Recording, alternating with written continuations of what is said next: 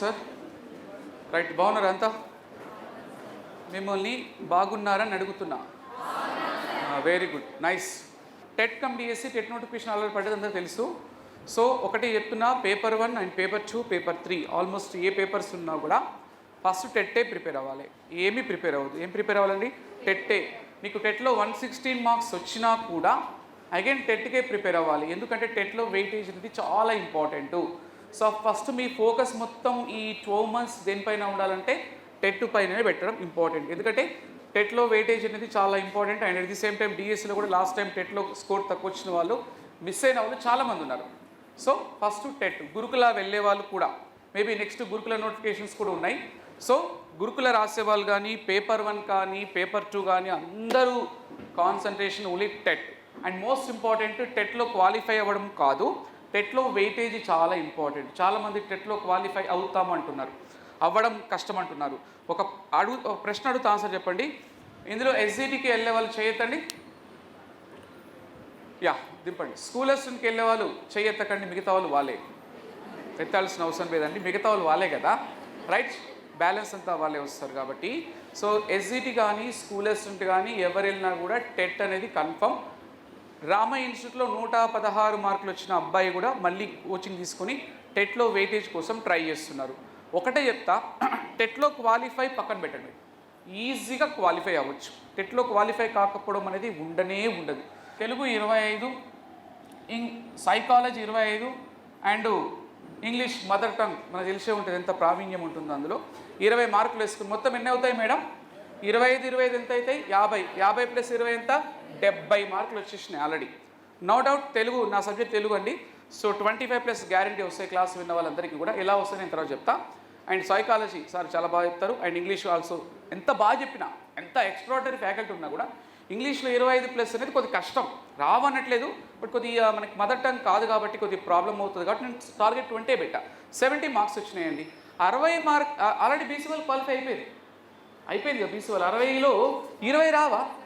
60 మార్కులు నేను చెప్పేది ఏంటంటున్నంటే 70 మార్కులు అయిపోయినాయి, ఇంకొక 5 రావాలి బీసీ వాళ్ళకి. కానీ ఓసీ వాళ్ళ గురించి మాట్లాడుతున్నాం. మిగతా కంటెంట్ పార్ట్లో 60కి 20 రావా? 60కి 20 గుడ్డిగా రాసిన 12 మార్కులు వస్తాయి.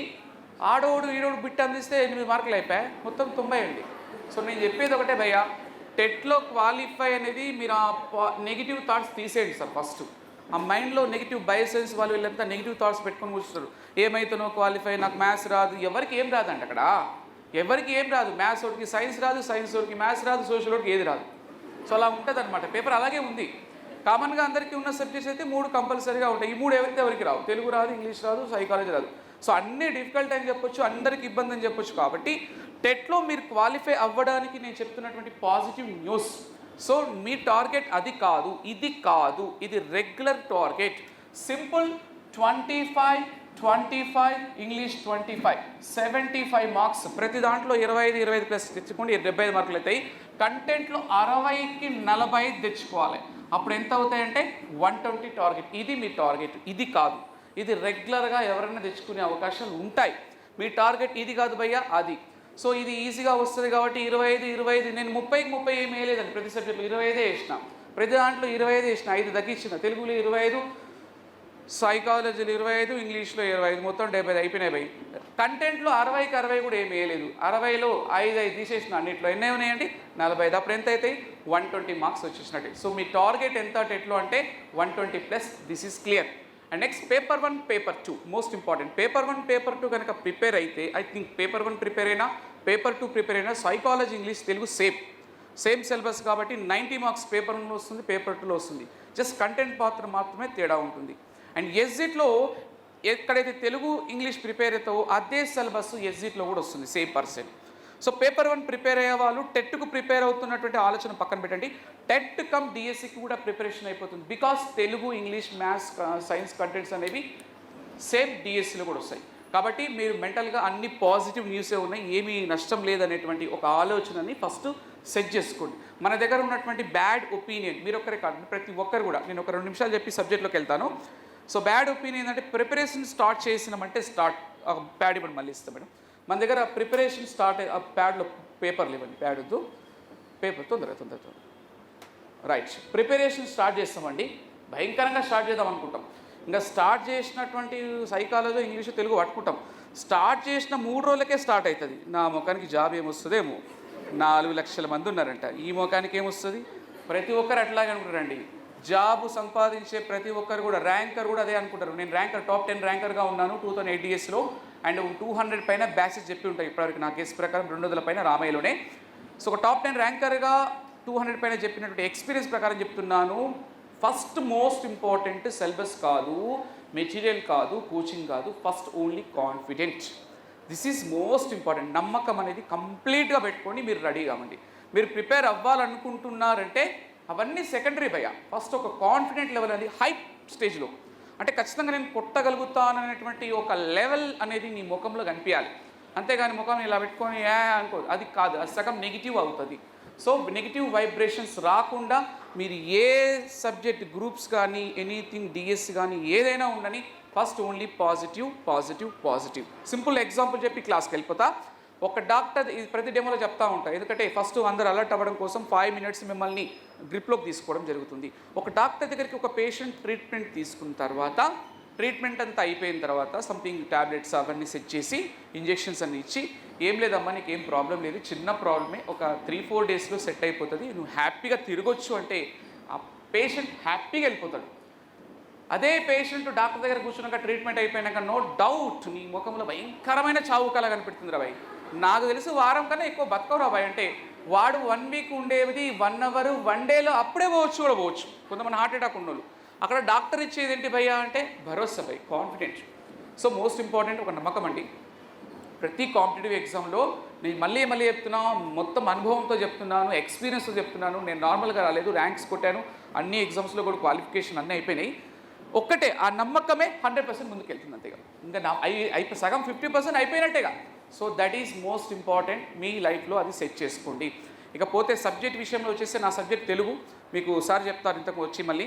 సో తెలుగు సబ్జెక్ట్లో మన టార్గెట్ ఎంత అంటే ఎంతనండి, 25+. ఎన్ని మార్కులు కావాలి తెలుగులో? 25+ తెచ్చుకోండి. కొంతమంది 30కి 30 కావాలంటారు. 30కి 30 పెట్టుకోదు టార్గెట్, బికాస్ భారీ టార్గెట్ పెడితే బోల్తా కొడతాం.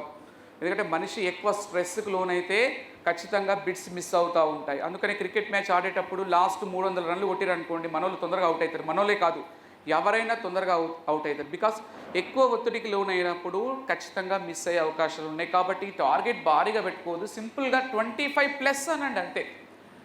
25+లో మీ టార్గెట్ కూడా వస్తుంది. మీ టార్గెట్ ఎంత అనుకురు? 26 అనుకోండి, అది కూడా వస్తుంది. 27 వస్తుంది, 28 వస్తుంది, 30 కూడా వస్తాయి. రామయ్య ఇన్స్టిట్యూట్లో దాదాపు 100లో ఒకరికి 30కి 30 వస్తాయండి. సో క్లాస్ విన్న ప్రతి ఒక్కరు కూడా 25+ తెప్పిస్తాను నేను. అయితే నేను అంత కాన్ఫిడెంట్గా ఉంటా, ఆ లెవెల్లో ప్రిపేర్ చేస్తా, ఆ లెవెల్లో ఇస్తా వర్క్ కూడా. సో ఆ లెవెల్లో ప్రిపరేషన్ అవుతుంది కాబట్టి ఖచ్చితంగా ప్రతి ఒక్కరికి 25+ వస్తాయి. సో ఎందుకు 25+ అంటున్నాను? మన టార్గెట్ ఇదే కదా మేడం. నా దాంట్లో 25. సైకాలజీ సార్ ఆయన ఎక్సలెంట్ చెప్తాడు, ఆయన 25. ఇంగ్లీష్ సార్ సూపర్, ఆయన ప్రొఫెసర్, ఆయన 25. ఇక 75 వచ్చేసినాయి కదా. కంటెంట్స్ కూడా ఆల్ ఎక్స్పర్ట్, నో డౌట్స్. రామయ్యలో ప్రతి ఫ్యాకల్టీ కూడా ఎక్స్పర్టే. కాబట్టి మీ టార్గెట్ అనేది రీచ్ అవ్వాలి. బట్ నేను ఒక క్వశ్చన్ అడుగుతున్నాను ఏంటంటే, మీరు కొంచెం లేట్గా వచ్చారని మీరు అనుకుంటున్నారా, తొందరగా వచ్చారని మీరు అనుకుంటున్నారా? యా, గుడ్, నైస్, మంచి పాయింట్ చెప్పారండి. మీకు అందరికి తెలిసే ఉంటుంది, మీకన్నా ముందు ఒక 10 బ్యాచెస్ స్టార్ట్ అయినాయండి. 2000-3000 మందికి పైగా అవుతున్నాయి బ్యాచెస్.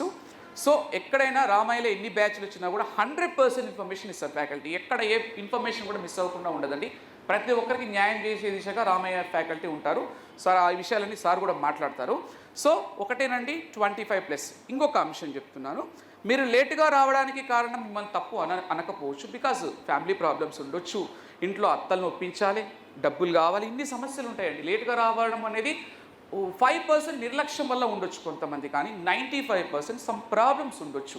ఎందుకంటే కోచింగ్కి వెళ్తా అని పర్మిషన్ తీసుకోవడానికే మనకి నానా అవస్థలు పడాలి. ముఖ్యంగా మ్యారేజ్ అయిన వాళ్ళకి ఇంట్లో పిల్లలు, వాళ్ళు వీళ్ళు అక్కడ లెటర్ తీసుకోవాలి, వాళ్ళు పర్మిషన్ గ్రాంట్ చేయాలి, వీళ్ళు గ్రాంట్ చేయాలి. ఇన్ని లెటర్లు సంతకం అయ్యేసరికి మనకి ఈ టైం బట్టి ఉండదు అనుకుంటున్నా. అబ్బాయిలు కొంతమంది జాబ్ చేస్తున్న వాళ్ళు కూడా ఉండొచ్చు, పాపం జాబ్ వల్ల కూడా ఆధారం మిస్ అవుతుందనే బాధ చేత కూడా రాలేరు అని అనుకుంటున్నా నేను. ఇది ఎస్ఆర్ నో నాకు తెలియదు, కానీ మీ మనసుకి అయితే తెలిసే ఉంటుంది. ఇదేం కాదు సార్ నిర్లక్ష్యంలో రాలేదంటే అది మీ నిర్లక్ష్యమే. అయినప్పటికీ కూడా నిర్లక్ష్యం వల్ల రాలేకపోయాము అనేవాళ్ళు, ఫ్యామిలీ ప్రాబ్లమ్స్ వల్ల రాలేకపోయే వాళ్ళు అన్న వాళ్ళు ఎవరైతే ఉంటారో ఈ రోజు నుంచి కూడా, నేను అంతకుముందు లాస్ట్ టైంలో కూడా చెప్పా, మళ్ళీ చెప్తున్నా, ఈ రోజు నుంచి కూడా కరెక్ట్గా సింపుల్గా 2 months టైం ఉంది కాబట్టి ఈ 2 months కంప్లీట్గా అదే టెంపో అదే హై ఎనర్జెటిక్గా ట్రై చేసినా కూడా అట్లీస్ట్ 120 కాకుండా 110 మార్క్స్ అన్న వస్తాయండి. అంటే 120 కూడా రావచ్చు, నేను కాదనట్లేదు. మీకు బ్యాక్గ్రౌండ్ కనుక సబ్జెక్ట్ నాలెడ్జ్ ఉంటే ఖచ్చితంగా 120 వస్తాయి. ఇన్ కేస్ అట్లా కాకుండా కూడా సిన్సియర్గా ప్రయత్నం చేస్తూ వెళ్తే 110 మార్కులు కూడా సాధించడానికి అవకాశాలు ఉన్నాయి. తెలుగులో మాత్రం ఈ రోజు నుంచి ట్రై చేసినా కూడా 25+ నేను తెప్పిస్తాను. నాకున్నటువంటి ప్లానింగ్స్ నాకున్నాయి, నాకున్నటువంటి కమిట్మెంట్స్ నాకున్నాయి, దాంట్లో డౌట్ అయితే ఏం లేదు. ప్రతి ఫ్యాకల్టీ కూడా అలాగే ప్రయత్నం చేస్తారు. సో మీరు లేటుగా వచ్చినటువంటి బాధను పక్కన పెట్టండి, కంపల్సరీగా మీరు వచ్చారు, ప్రయత్నం అయితే చేస్తూనే వెళ్ళిపోండి. This is clear. ఇక తెలుగు సబ్జెక్టుకు సంబంధించిన దాంట్లో తెలుగు చిన్నప్పుడు చదివినాం భయ మనం. విషయం ఏంటంటే మేడం, సైకాలజీ అర్థం కాక కన్ఫ్యూజ్ అయిపోతాయి, ఇంగ్లీష్ తెలియకపోతాయి, తెలుగు ఈజీ అని పోతాయి అనమాట. మొత్తం మీద మూడిట్లో అవుతాయి. మనకు ఉన్నటువంటి మైనస్ ఏంటంటే సైకాలజీ టఫ్ అబ్బా భలే టఫ్ అని పోతాయి, అందులో పోతాయి. ఇంగ్లీష్ ఏమో అటు ఇటు అర్థం కాక పోతాయి. తెలుగులో ఏమో తెలుగు ఈజీ ఏమవుతాయి భయ. తెలుగులో ఎన్ని మార్కులు వచ్చినా చిన్నప్పుడు 90 మార్కులు వచ్చినాయి సార్, తెలుగు సూపర్ దున్నేస్తా. ఒక విద్యార్థి రామయ్యలో 118 120 మార్కులు వచ్చినాయండి. వాడికి తెలుగులో 16 మార్కులు వచ్చినాడు. వాడు మళ్ళీ ఇన్స్టిట్యూట్కి వచ్చిండు. వాడికి తెలుగులో ఒక 10 మార్కులు వచ్చితే వాడు 130 మార్కులు దాటేవాడండి. అన్నిట్లో సూపర్ వచ్చినాయి. వాడు తెలుగు ఈజీ అనుకుని పాపం ఓవర్ కాన్ఫిడెంట్తో 16 మార్కులు తెచ్చుకున్నారండి. 3 సబ్జెక్టులకు ఇంపార్టెన్స్ ఇవ్వాలండి. తెలుగుకి ఇంపార్టెన్స్ ఇవ్వాలంటే తెలుగుకి ఇవ్వాలి, ఇంగ్లీష్కి ఇవ్వాలి, సైకాలజీకి ఇవ్వాలి. మూడింటికి ఇంపార్టెన్స్ ఇస్తూ at the same time A topic అయితే ఏ సబ్జెక్ట్ అయితే టఫ్గా ఉంటుందో దానిపైన ఎక్కువ ఫోకస్ పెడుతూ ఒక ప్రాపర్ ఛానల్ ద్వారా ట్రై చేస్తే 100% సక్సెస్. ఇకపోతే తెలుగు సబ్జెక్ట్ సంబంధించిన దాంట్లో చాలామంది భ్రమపడే విషయాలు చెప్తా, ఎట్లా వస్తాయనే విషయం గురించి మాట్లాడదాం. తక్కువ టైం ఉంది కాబట్టి నేను షార్ట్కట్గా ఎక్స్ప్లెయిన్ చేస్తాను. ఫర్ ఎగ్జాంపుల్ ఉత్పలమాల గణాలు ఏంటి అనే క్వశ్చన్ అడుగుతాను. చెప్పండి, ఉత్పలమాల గణాలు ఏంటి? చంపకమాల గణాలు ఏంటి? Very good. శార్దూలంలోని గణాలేంటి? Very good. మత్తేమంలోని గణాలేంటి? వావ్, ఇంకెందుకండి మీ కోచింగ్ సూపర్. ఇలాంటి ప్రశ్నలు అడిగేటువంటి పరిస్థితి లేదు ప్రజెంట్గా. ఉత్పలమాలలు, చంపకమాలలు, శార్దూలం అయితే అడగకపోవచ్చు 99%. ఎందుకంటే 4 లక్షలకు పైగా విద్యార్థులు ఈ ఎగ్జామ్ రాయబోతున్నారు కాబట్టి, సో 15-20 వేల పోస్టులు ఉన్నాయి కాబట్టి ఆ కాంపిటీషన్ తగ్గట్టు క్వశ్చన్ పేపర్ తయారు చేసే వాళ్ళు కూడా చాలా లాజికల్గా చాలా డిఫికల్ట్గా ఇచ్చే అవకాశాలు ఉన్నాయి. మరీ డిఫికల్ట్గా అంటే మరీ డిఫికల్ట్గా కాకుండా మ్యాక్సిమం యావరేజ్ ఎబోవ్ ఇచ్చే అవకాశాలు అయితే ఉన్నాయి. ప్రశ్నలు ఎలా అడిగే అవకాశాలు ఉన్నాయి కమింగ్ టెట్ అండ్ టీఆర్టీలు నా ఊహ ప్రకారం, నా గెస్ ప్రకారం అంటే కందపద్యంలో ఎతిస్థానము డాష్ అంటాడు క్వశ్చన్.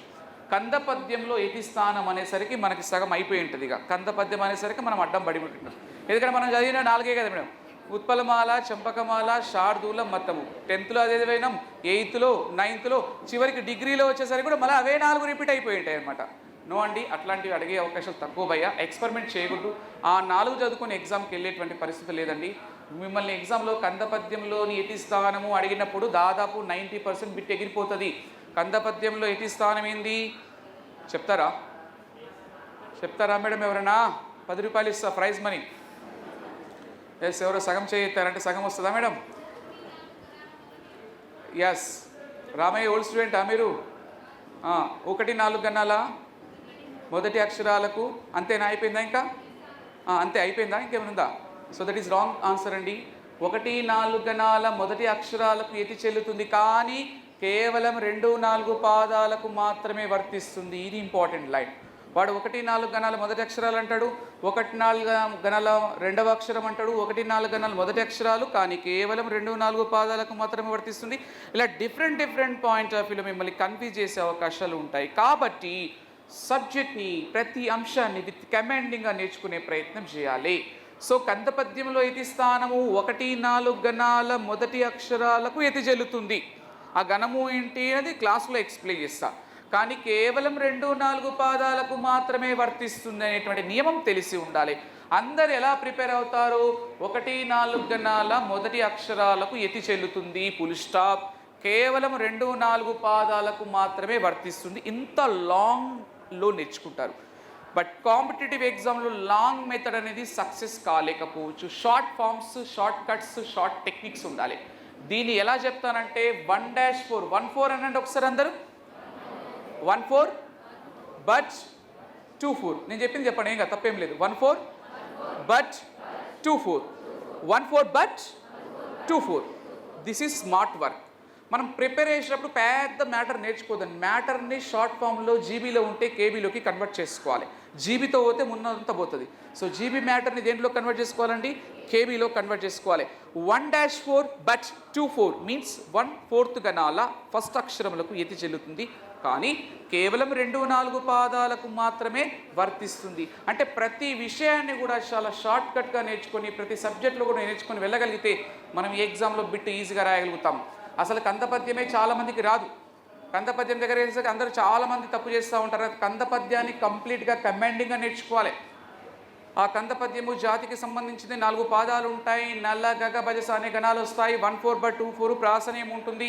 చతుర్మాత్ర గణాలతో కూడిన పద్యం కందపద్యము. మొదటి అక్షరం లఘువైతే లఘువు, గురువైతే గురువు ఉంటుంది. 2 భాగాల చివర గురువు ఉంటుంది. బేసికం జగనంగా ఉండకూడదు. 6వ గణం నల కానీ జగనం కానీ ఉంటుంది. ఇంత కమాండింగ్ ఉండాలి భయ సబ్జెక్ట్లో.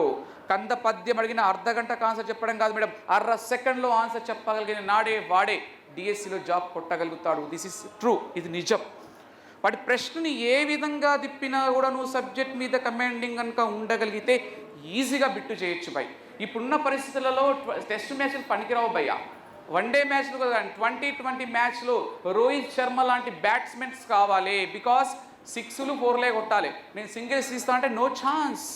నీకన్నా ముందు ఇంకోటి ఉండుంటాడు కాబట్టి ప్రతి సబ్జెక్ట్ని క్షుణ్ణంగా అధ్యయనం చేయాలి. ఆట వెళ్ళేది తేటగీతి సీసము కందము ద్విపద ముత్యాల సరాలు ఎటు విత్ ఫింగర్ మీద తిప్పే స్థాయిలో ఉండాలి భయ్య.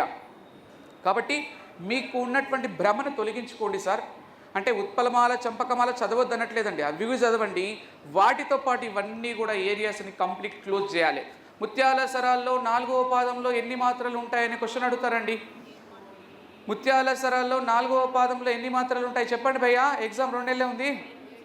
Very good. ఓల్డ్ స్టూడెంటా మేడం? నైస్. ఓల్డ్ స్టూడెంటా? ఆన్లైన్ క్లాసెస్ వినుంటూ? ఎస్, ఆన్లైన్ ప్రభావం చాలా ఉంది. రైట్, కొంతమంది ఆన్లైన్ క్లాసెస్ వినొచ్చినవి వాళ్ళకైతే బాగా గుర్తుంటాయి. నా ఫేస్ కూడా చూసే ఉంటారు.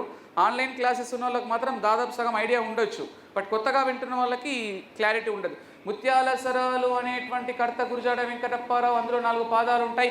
మొదటి 3 పాదాలలో 14 మాత్రలు ఉంటాయి. 4వ పాదంలో 7 నుంచి 14 మాత్రల వరకు ఉంటాయి. ఒక్కసారి సబ్జెక్ట్ చెప్పడం స్టార్ట్ అయితే సార్ అది ఆగొద్దు బై, అలా ప్రవాహంలాగా కొట్టుకుపోవాలండి. అది తెలుగని కాదు మేడం, ఆల్ సబ్జెక్ట్స్ సార్. నేను ఎందుకు చెప్తున్నానంటే 3 అంశాలు ఉంటాయి మేడం. జాబు కొడితే బాగుంటుంది, జాబు కొట్టాలి, జాబు కొట్టాల్సిందే. ఏది కావాలి మేడం మీకు? జాబు కొడితే బాగుంటుంది, జాబు కొట్టాలి, జాబు కొట్టాల్సిందే. ఏది థర్డ్ ఆప్షన్? ఎంతమంది చేయొద్దండి? అందరూ అదే ఉంటారులే. ఇంకా దానికోసమే కదా సార్ ఇంత కష్టపడి వచ్చింది. జాబు కొట్టాల్సిందే అంటే దానికి ప్రాణం పెట్టాల్సిందే. నువ్వు ఏదైతే కొట్టాల్సిందనే ఉందిగా చూసినావా, ఆ సబ్జెక్ట్స్కి ప్రాణం పెట్టాల్సిందే. అంటే ప్రతి ఒక్క నిమిషము ప్రతి క్షణము దాని మీదనే శ్వాస ధ్యాస. అప్పుడు మాత్రమే మనకి జాబ్ రావడానికి అవకాశాలు ఎక్కువగా ఉన్నాయి. So this is clear. ప్రతి అంశం కూడా అన్నట్టు తెలుగులో ఒక అంశం కాదండి. తెలుగు టఫే, వాస్తవానికి టఫ్ కాదు, టఫే. మిగతా 2 సబ్జెక్టులలాగా తెలుగు కూడా భయంకరంగా టఫ్. నాకు ఇంకా టఫే అనిపిస్తుంది. రాజోత్తముడు అనే పదములోని సమాసము అని అడుగుతారు ఎగ్జామ్లో. రాజోత్తముడు అనే పదములోని సమాసము చెప్పండి భయ్యా. ఆన్లైన్ క్లాసెస్ చాలా బాగా విన్నారు మేడం మీరు. చూసారు, ఆన్లైన్ క్లాసెస్ విన్న వాళ్ళకి టకా వచ్చేసాయి. కొంతమంది చాలా ఫ్రీ ప్లాన్ ఉన్నారండి, సంతోషం. ఆన్లైన్ కరోనా టైంలో వింటూ సగం కంప్లీట్ చేసుకున్నారు. మీకు తెలుసో లేదో భయ్యా, 1,00,000 మంది చింపేసారు ఆల్రెడీ సబ్జెక్ట్ని. 2,00,000 మంది ఇంకా లేవలే, 1,00,000 మంది ఇప్పుడు వస్తున్నారు. ఇది వాస్తవం, ఇది వాస్తవం. 2,00,000 మంది ఇంకా లేవలేదండి. చూద్దాం అంటారు. నో అండి, చాలా తొందరగా మూవ్ కావాలి సార్. అయినప్పటికీ భయపడకూడదు. చివరి వరకు పోరాడిన విజయం సాధిస్తాడు. 1,00,000 మంది ప్రిపేర్ అయినా వాళ్ళకి జాబ్ వస్తుందని గ్యారెంటీ లేదండి. చివరి వరకు ఎవరైతే పోరాడతారో వాళ్ళు విజయం సాధిస్తారు. రాజోత్తముడు అనే పదములోని సమాసము విశేషణ ఉత్తర పద కర్మధారయ సమాసము. మనకి సమాసాలు ఒకటే తెలుసు మేడం. ఏం తెలుసు? తల్లిదండ్రులు, అన్నదమ్ములు, అక్క చెల్లెలు, 3 చేపలు, యొక్క వస్తే షష్ఠి. ఇవి కాదు మేడం, అవి అంత ఈజీగా అడిగే అవకాశాలు లేవండి. సమాసాలలో ఉన్న రకాలు తెలియాలి. తత్పురుష సమాసము, కర్మధారయ సమాసము, ద్విగు సమాసము, ద్వంద్వ సమాసము, బహురీ సమాసము, అవ్యయీభావ సమాసము. తత్పురుష సమాసములో ప్రథమ, ద్వితీయ, తృతీయ, చతుర్థి, పంచమి, షష్ఠి, సప్తమి, నై. తత్పురుష కర్మధారయ సమాసములు విశేషణ పూర్వపద, ఉత్తరపద, ఉభయపద, ఉపమాన పూర్వపద, ఉత్తరపద, సంభావన పూర్వపద, అవధారణ పూర్వపద కర్మధారయ సమాసాలు ఉంటాయని ఈ విషయం తెలియాలి. బట్టి పట్టి చెప్పలేదు నేను. కమాండింగ్ ఫాస్ట్గా చెప్పాలని ఉద్దేశం కాదు, నా నైపుణ్యం ప్రదర్శించుకోవాలని కాదు భయ్యా. మీరు ఆ రేంజ్లో తయారవ్వాలని నా కాన్సెప్ట్. మీరు ఆ రేంజ్లో ఆ సబ్జెక్ట్ని అంత అద్భుతంగా ప్రిపేర్ అవ్వాలి సార్. ఎందుకంటే మీరు జాబ్ కొట్టాల్సింది అన్నారు కదా, దానికోసం చెప్తున్నానండి. అంటే ప్రతి విషయం కూడా ఇలా టక పేలిపోవాలండి. అంతేగాని రాజోత్తముడు అనేసరికి ఒక నిమిషం రాజోత్తముడు అంటే రాజు ఇక అయిపోయాయి. ఇక నువ్వు మళ్ళీ ఆప్షన్స్ అడుగుతూ ఉన్నావంటే ఇక మళ్ళీ ఏదో అదో పాతాల లోకంలో ఉన్నట్టు భయ్. రాజోత్తముడు అనేసరికి అంటారు రావాల్సిందే. త్రినేత్రుడు అనే పదంలోని సమాసం అని అడుగుతారు, స్పాట్లో చెప్పేసేయాలి. బహురీ సమాసము, త్రినేత్రుడు వేరు త్రినేత్రాలు వేరు, అది ఎందుకు ద్విగు సమాసం కాదు, అది ఎందుకు బహురీ సమాసం అవుతుంది, ఇలాంటి ప్రతి అంశం కూడా ఎక్స్ప్లెయిన్ చేస్తానండి క్లాస్లో. బికాస్ అవి చాలా లాజిక్స్ ఉంటాయి, కొన్ని కన్ఫ్యూజ్ అయ్యేటువంటి అంశాలు ఉంటాయి. ఎట్లా కన్ఫ్యూజ్ చేస్తారంటే కొన్ని సందర్భాల్లో సార్ ఈజీగా ఉన్న బిట్స్ కూడా కన్ఫ్యూజ్ చేస్తారండి. ఇప్పుడు ఉత్పలమాల గణాలు చెప్పండి, ఉత్పలమాల గణాలు చెప్పండి మేడం. బరేనా వేరు కదా, మీకు తెలుసు అనుకుంటారు కదా. ఎగ్జామ్కి వెళ్ళాక పరిస్థితి చెప్తా వినండి. లైవ్ ప్రోగ్రామ్ ఇప్పుడు బాగా స్ట్రెస్లో ఉంటామండి, ఎగ్జామ్లో బాగా టెన్షన్. ఇప్పుడే మీరు స్ట్రెస్లో ఉన్నారు, అరే 2 నెలలే టైం ఉందని భయంతో ఉన్నారు. కానీ నో ప్రాబ్లం అండి, నేను చెప్తాను. ఎగ్జామ్కి వెళ్ళాక ఉత్పలమాల గణాలు అడుగుతారు, నీకు తెలుసు ఆల్రెడీ భరణ బభరవ కదా. ఎగ్జామ్కి వెళ్ళాక పరిస్థితి చూడండి. ఆప్షన్ ఏ భరణ సబరవ, భరణ లబరవ, బి భరణ రబరవ, భరణ బబరవ. అయిపోయా స్టార్ట్.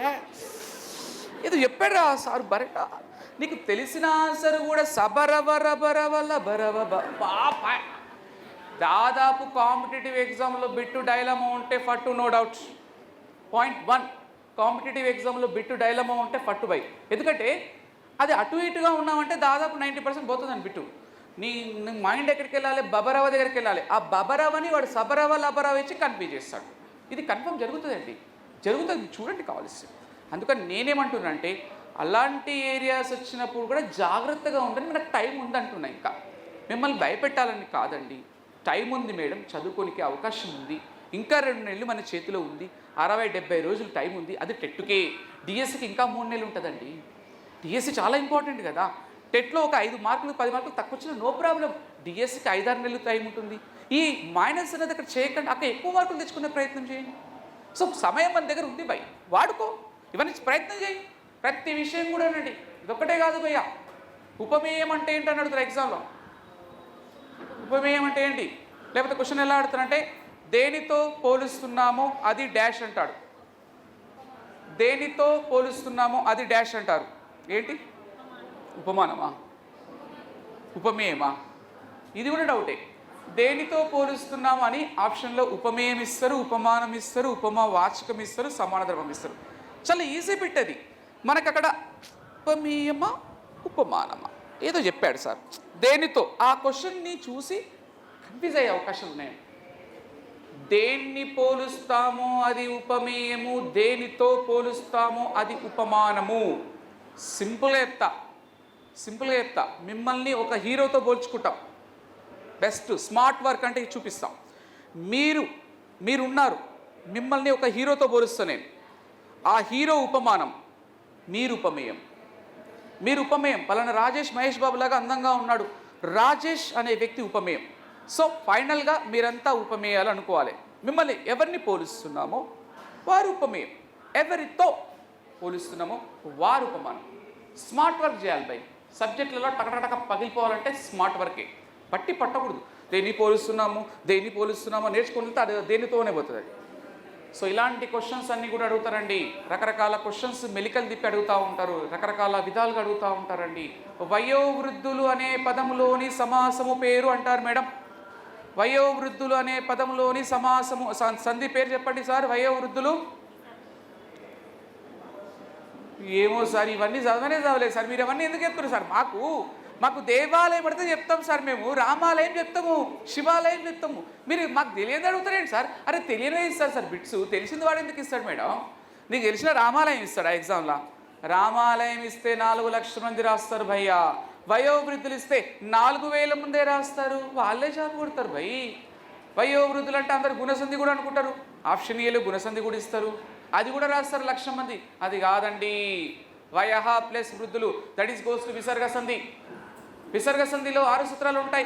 హ్రస్వాకారం మీది విసర్గకు ఆకారమును వారిగా తృతీయ చతుర్థ పంచమాక్షరములు హాయవరలు పరమైతే ఓకారం ఆదేశంగా వస్తుంది. విసర్గకు ముందు అకారేతర చుపరమైనప్పుడు రేపం ఆదేశంగా వస్తుంది. అహస్వ సంతస్ ప్రాతస్ పునః సకారం ప్రకారం వస్తుంది.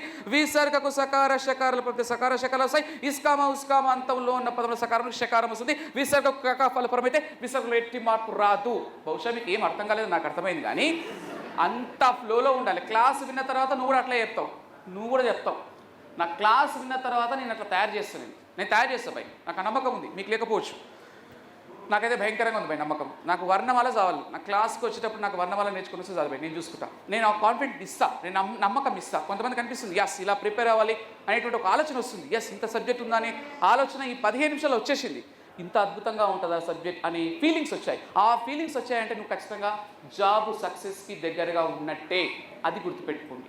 చాలా ఉంటాయండి కొన్ని స్మాల్ లాజికల్ క్వశ్చన్స్. ఎట్లా ఉంటాయంటే మహర్షి అనే పదాన్ని విడదీసి సంధి పేరు చెప్పండి అంటారు. ఎట్లా విడదీస్తారు? మహర్షి మహా ప్లస్ అర్షి, మహా ప్లస్ అందరు అర్షి రాస్తారు, మహా ప్లస్ ఋషి. ఏ సంధి అని అడుగుతారు? గుణసంధ వృద్ధి సంధ. మళ్ళీ ఇక్కడ కూడా కన్ఫ్యూజ్ అవుతాం. మహర్షిలో ఉన్న సంధి గుణసంధి బై అంటే ఇది ఈజీ క్వశ్చన్. ఇలాంటివి కూడా తప్పు అవుతాయి. చాలామంది మహర్షి ఎట్లా పెడితే తెలుసా? మహా ప్లస్ హర్షి, మహర్షి. 2 లక్షల మంది అదే పెడతారు సార్. మహా ప్లస్ ఋషి ఇంకో 1,00,000 మంది పెడతారు. ఇంకో 1,00,000 మంది సంధి దగ్గర కన్ఫ్యూజ్ అవుతారు. ఇది గుణసంధ వృద్ధి సంధ, ఇది ఉందిరా, రెండు ఒకేలాగా ఉంటాయి. హ్రస్వాకారం మీది ఇందులో గుణసంధి ఉంది. దేవర్షి రాజర్షి మహర్షిలో గుణసంధి ఉంది. రుణార్ణంలో వృద్ధి సంధి ఉంది. అకారమునకు ఈ ఊరులు పరమైతే క్రమంగా ఏ వారులు ఏకాదేశంగా వస్తాయి. అకారమునకు ఈ ఐలు పరమైతే ఐ, ఔలు పరమైతే ఔ, రూరులు పరమైతే ఆరులు ఏకాదేశంగా వస్తాయి. దట్ ఇస్ గోస్ టు వృద్ధి సంధి. ఏకాదేశానికి ఆదేశానికి ఆగమానికి బహుళానికి వైకల్పికానికి నిత్యానికి ప్రతి ఒక్క తేడా కూడా విత్ ఫింగర్ మీద తిప్పాలి బై. నా దృష్టిలో సబ్జెక్ట్ చెప్పడం అంటే అర్ధగంట కాదు, 1/2 సెకండ్లో దీపావళి 10,000 వాళ్ళ పేలినట్టు ప్రతి సబ్జెక్ట్ పేలాలి బై. నేను జాబ్ కొట్టాలంటే నేను చెప్తాను బై, ఇది జరగాలి సార్. ఇది జరిగిన నాడే ర్యాంకు కొట్టగలుగుతాము ఈజీగా. జాబ్ కాదు, ర్యాంకు పెట్టుకోవాలి టార్గెట్. ఇలా ప్రతి విషయం ఒకటి కాదండి, నెంబర్ ఆఫ్ ఉంటాయండి. చెప్పుడు పోతే 3 గంటలు పడుతుంది నాకు టైం. 3 అవర్స్ అయినా నాకు టైం సరిపోదు. డెమోకు షార్ట్ కట్ చేసుకోవాలి కదా. వాడు తీరానా అనే పదాన్ని విడదీయమంటారండి. తీరానా ఏమి సార్ అండి? తెలియని క్వశ్చన్లు అడుగుతారు ఏంటి సార్ మమ్మల్ని మీరు? చెప్పండి మేడం, తీరానా అనే పదాన్ని విడదీయండి, అందులోని సంధి పేరు అంటారు. మీరందరూ ఏం చెప్తారు తెలుసా సార్? తీరా ప్లస్ ఆనా అంటారు. అని అంటే ఒకసారి తీరా ప్లస్ ఆనా అయిపోయా, అదే ఇస్తారు ఫస్ట్ ఆప్షన్లో. మీరు ఏదనుకుంటారో అదే ఇస్తారు భయ్యా. తీరా ప్లస్ ఆనా, తీరానా. సముద్రాలు విడదీయమంటారు.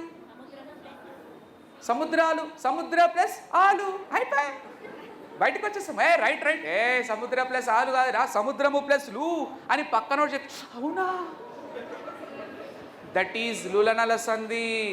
లులనల సంధి వేరు, రుగాగమ సంధి వేరు, టుగాగమ సంధి వేరు, పుంపాదే సంధి వేరు, పడ్వాది సంధి వేరు, పవర్ణాదేశ సంధి వేరు. నెంబర్ ఆఫ్ ఉన్నాయి భయ్యా. అవన్నీ పెద్ద సముద్రం భయ్, సముద్రం సార్. నేను అనేది ఏంటంటే ఇంత సముద్రాన్ని మీరు తోడాలంటే ఏం చేయాలి మేడం? ప్రతి ఒక్క విషయం కూడా జాగ్రత్తగా ప్రాణం పెట్టి చదవాలి భయ్. కాళోజీ పూర్తి పేరు అని అడుగుతారు ఎగ్జామ్లో. కాళోజీ పూర్తి పేరు చెప్పండి అంటారు. అసలు కాళోజీ పేరే విని ఉంటాం, నీకు పూర్తి పేరు కూడా ఉందరా భయ్? కాళోజీ పూర్తి పేరు రఘువీర్ నారాయణ్ లక్ష్మీకాంత్ శ్రీనివాసరావు రామరాజా కాళోజీ. ఇంత పెద్ద పేరు ఇస్తే జెండా ఎత్తాల్సిందే. ఇట్లాంటి డిఫికల్ట్ ఏరియాస్లో కూడా అన్ని ప్రశ్నలు రాకపోవచ్చు, కానీ సగం అయితే వస్తాయి సార్. అన్నీ రాకపోవచ్చు, 50% ఇలాగే ఇస్తారు మేడం. ఒక 50% మీడియం ఉంటాయి, ఒక 10% లో కూడా ఉంటాయి. జస్ట్ సింపుల్ క్వశ్చన్స్ కూడా అడుగుతారు. ఏదైనా కూడా సార్ మనం అన్నిటినీ రంగంలో దిగి ప్రిపేర్ అవ్వాల్సిన అవసరం ఉందండి. సో ఒకటే చెప్తున్నానండి, ఒకటే చెప్తున్నాను. టైం లేదు కాబట్టి షార్ట్ కట్ చేస్తున్నాను. సింపుల్ లాజిక్ అండి. ఒకటే ఫిక్స్ అయిపోండి మైండ్లో. ఒకవేళ మీరు జాబ్ ప్రిపేర్ అవ్వాలి, సింపుల్ చెప్తున్నా, నువ్వు ప్రిపేర్ అవ్వకుండా ఉన్నావు, నాకు వద్దులు, నాకేమొద్దులే, నాకు అవసరం లేదన్నా, ఒకవేళ జాబ్ మిస్ అయింది, ఏం చేస్తాం భయ్ మనం? గవర్నమెంట్ జాబ్ మిస్ అయింది ఏం చేద్దాం చెప్పండి సార్, ఒక సొల్యూషన్ చెప్పండి నాకు. మీరు గవర్నమెంట్ జాబ్కి సరిగా ప్రయత్నం చేయకుండా నామకేవాస మామూలుగా చదువుకొని ప్రిపేర్ అయినావు, ఎగ్జామ్లో జాబ్ రాలేదు, ఏం చేద్దాం చెప్పండి నాకు, ఒక సొల్యూషన్ చెప్పండి సార్ ప్లీజ్. ఏమైనా ఉన్నాయన్న అవకాశాలు మనకి? ప్రైవేట్ స్కూల్కి వెళ్ళాలా? ప్రైవేట్ స్కూల్ ఏడున్నాయి సార్? అన్ని తెలుగు మీడియం ఏడున్నాయి సార్? అన్ని ఇంగ్లీష్ మీడియమే. మనంతా తెలుగు మీడియం బ్యాక్గ్రౌండ్ ఉంటుంది పాపం. వాడు ఇంగ్లీష్ మీడియంకి వెళ్ళాక సోషల్ సబ్జెక్ట్ ఇంగ్లీష్లో చెప్తావు అంటాడు వాడు 10th క్లాసు. ఏం సార్ 10th క్లాస్ ఇంగ్లీష్లో చెప్తావు అమ్మ అంటాడు. సరే రేపు మాట్లాడుతుండే సార్. 10th క్లాస్ సోషల్ తెలుగులోనే రాదు సార్, ఇంగ్లీష్లో ఎక్కడ చెప్తాం సార్? అసలు తెలుగు మీడియం స్కూల్సే లేవు సార్. సరస్వతి శిశు మందిర్ ఉండేది భయ ఒకప్పుడు, ఇప్పుడు సరస్వతి కాన్వెంట్ అన్నాడు. వాడు కూడా మనం ఇంగ్లీష్ తెలుగు మీడియం బ్యాక్గ్రౌండ్ వెళ్తే 10th బయోసైన్స్ చెప్తావమ్మా ఇంగ్లీష్లో అంటాడు. సార్ నాకు బయోసైన్స్ ఇంగ్లీష్లో తెలుగు చెప్తా, ఆ తెలుగు అయితే వెళ్ళిపో అంటాడు. ప్రైవేట్ స్కూల్లో ఇంగ్లీష్ మీడియం అయిపోయినాయండి. పోనీ వాలంటీర్గా పనిచేస్తే 10,000 ఏమి ఇస్తారు, అది కూడా రికమెండేషన్లు. పోనీ బిజినెస్ పెట్టుకోవాలంటే 10 లక్షలు 20 లక్షలు పెట్టుబడి కావాలి, లేకపోయా. పోనీ పెడితే 2 ఏళ్ళకు నీ పక్కన ఇంకోటి పెడతాడు అదే షాప్. ఒక కిరాణా షాప్ పెట్టినా నడుస్తుంది, 2 ఏళ్ళకి ఇంకో కిరాణా షాప్ పెడతారు. నా ఉద్దేశం ఏంటంటే భయ్య, నెంబర్ ఆఫ్ పోస్టులు పడుతున్నాయండి, గ్రూప్స్ పడుతున్నాయి, డిఎస్ పడుతున్నాయి, ఏదో ఒక ట్రై చేయి భయ్, పోరాటం చేయి. కొంతమంది అనుకుంటారు ఏం ప్రయత్నం చేయాలి సార్ ఇంత సబ్జెక్ట్ ప్రిపేర్ అవ్వాలంటే. ఎస్ నో అండి, నువ్వు ప్రయత్నం చేసే అవుతావండి. ప్రయత్నం చేసి అవుతాం ఎప్పుడైనా. ప్రయత్నం చేసి ఓడిపో, ప్రయత్నం చేయడంలో మాత్రం ఓడిపోవద్దు. ఒక మనిషి పోరాడాలి. లైఫ్లో ఒక్కసారి అవకాశం వస్తుందండి, డిఎస్సి కానీ గ్రూప్స్ కానీ లైఫ్లో ఒకేసారి. బికాస్ 4 years నుంచి నోటిఫికేషన్స్ లేవు. Yes or no? ఒక్కసారి అవకాశం దొరికింది. ఈ సంవత్సరాన్ని వదిలేయండి భయ్, ఈ సంవత్సరాన్ని వదిలేయండి. ఈ ఒక ఇయర్ని క్లోజ్ చేయండి. మీ లైఫ్లో 25 సంవత్సరాలు ఉన్నాయండి. మీ లైఫ్లో 1 year క్లోజ్ చేయండి భయ్, క్లోజ్ చేయి. ప్రపంచాన్ని మర్చిపో. ఒక 6 నుంచి సంవత్సరం పాటు ప్రపంచాన్ని మర్చిపో. లైఫ్లో ఏదో ఒక జాబ్ కొడతావు. అది డిఎస్సి కావచ్చు, గ్రూప్స్ కావచ్చు, సివిల్స్ కావచ్చు, ఎనీ ఎగ్జామ్. నేను చెప్తున్నాను, జాబ్ కొట్టాల్సిందంటే దానికి ప్రాణం పెట్టాల్సిందే. అదే శ్వాస, అదే ధ్యాసలో ఉండాలి భయ్య. ఎవడైనా 10th క్లాస్ సప్లిమెంటరీ ఎగ్జామ్ రాసిన వాళ్ళు, అంటే 10th క్లాస్ ఫెయిల్ అయిన వాళ్ళు కూడా గత డిఎస్సిలో ప్రయత్నం చేసి సక్సెస్ అయిన వాళ్ళు చాలామంది ఉన్నారు. మా ఫ్రెండే ఉన్నాడు, టాప్ 10 ర్యాంకర్లో ఉన్నాడు.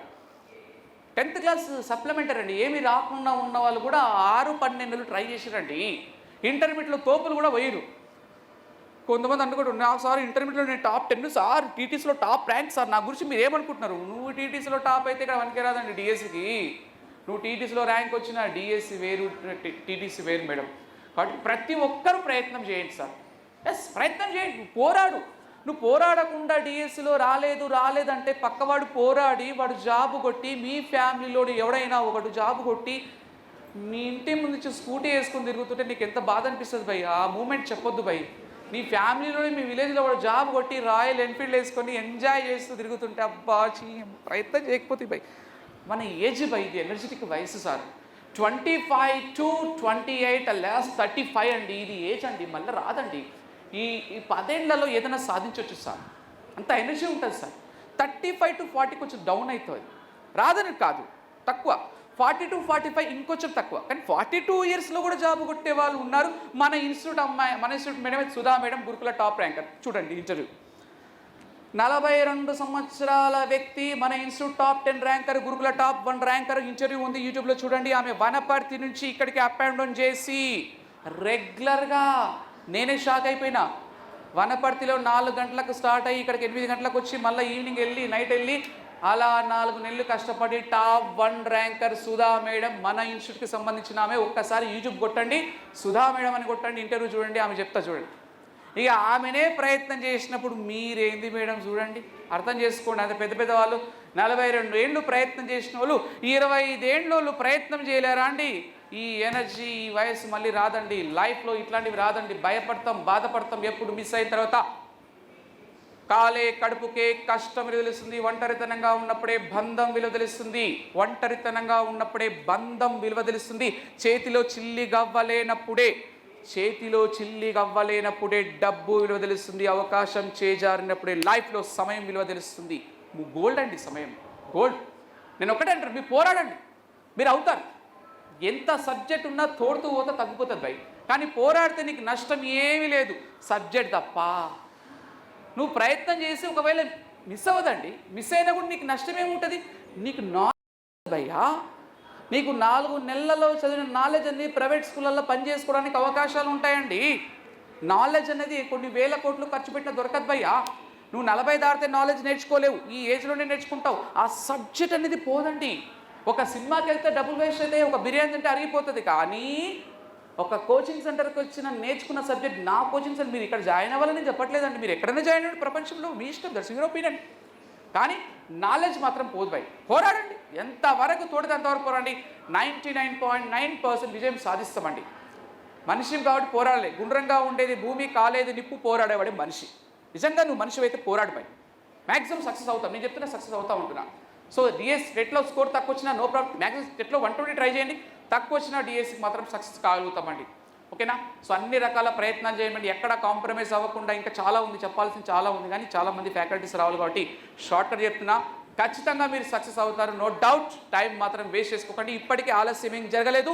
మీరు ఈ రోజు నుంచి సాయంకాలం 5 గంటల నుంచి ప్రారంభించినా కూడా అప్ టు డిఎస్సి వరకు అదే టెంపో కొనసాగిస్తే టాప్ 30 ర్యాంకులు అయితే నువ్వు ఉంటావు పై. ఇంతకన్నా చెప్పాల్సిన అవసరం లేదు. టాప్ 10 ర్యాంక్ ఉంటావో లేదో తెలియదు, కానీ టాప్ 30 ర్యాంకులో మీరు ఉంటారు, మీ జిల్లాలో టాప్ ఉంటారు. కానీ మిస్ చేసుకోకండి, ఏదో ఒక జాబ్ ఉంటారు, ఏదో ఒక జాబ్ నీకు ఏది వీలవుతుంది. నువ్వు ఇది రాకపోతే గ్రూప్ 4 నెంబర్ పడతాయండి. ఈ 1.5 year అదే పని అండి. సంవత్సరంన్నర పాటు నువ్వు అదే పని అదే శ్వాసలో ఉండాలి. ఓరి మీద సాధన చేస్తే సాధించేది ఏమి లేదు. ఒక్క రోజులో ఫలితం రావాలంటే కుదరదు. ముందు ఆత్మజ్ఞానంతో విను, తర్వాత దాని గురించి ఆలోచించు, దాని గురించే ధ్యానించు. లైఫ్లో దారి తప్పిన గురి మాత్రం తప్పకూడదండి. So all the best. Thank you, thank you, thank you.